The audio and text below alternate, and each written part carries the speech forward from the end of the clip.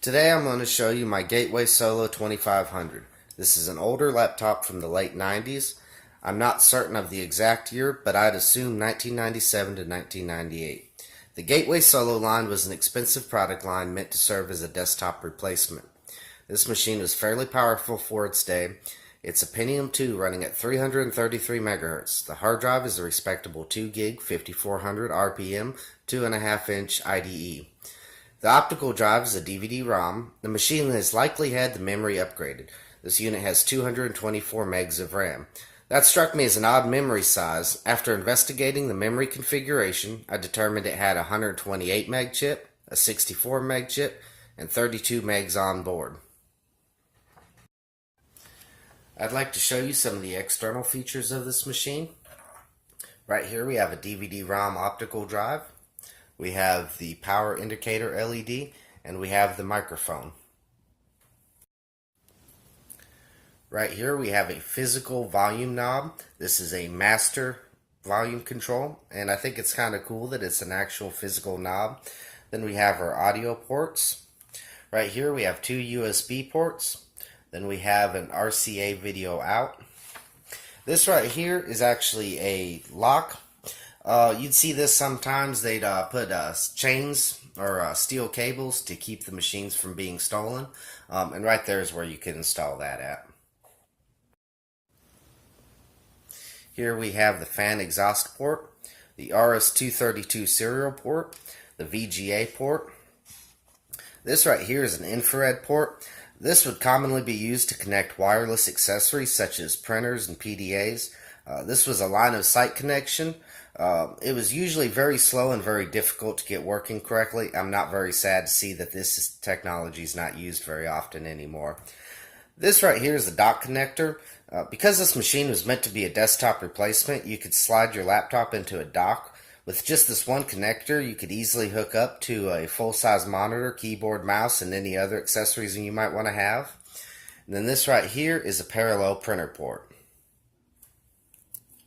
Now, the printer port and the RS-232 port, these have been replaced by USB ports. You won't see these on newer computers.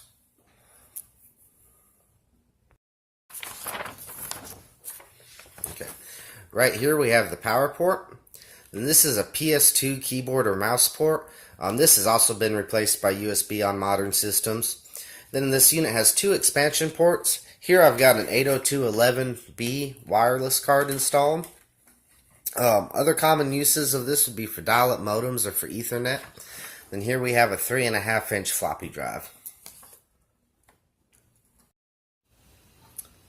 The screen is a 12-inch active matrix display. Has a native resolution of 800 by 600. For the time, this was a very good display for a laptop.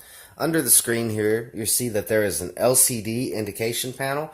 It shows things like battery life, disk access, if you got the caps lock key on, just various indicators like that. I kind of like that it's right there and easy to see.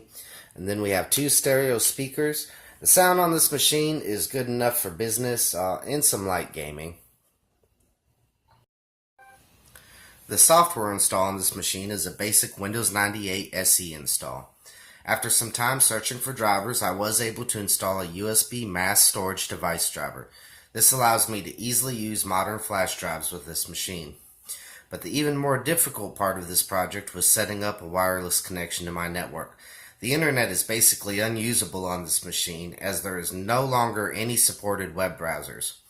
However, being able to connect to my network, I can access my file server, and this computer can also wirelessly play old multiplayer games.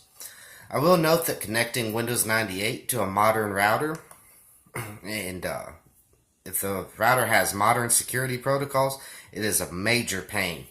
I ended up just setting up an unsecured access point to my network. I can enable that connection whenever I want to connect this machine.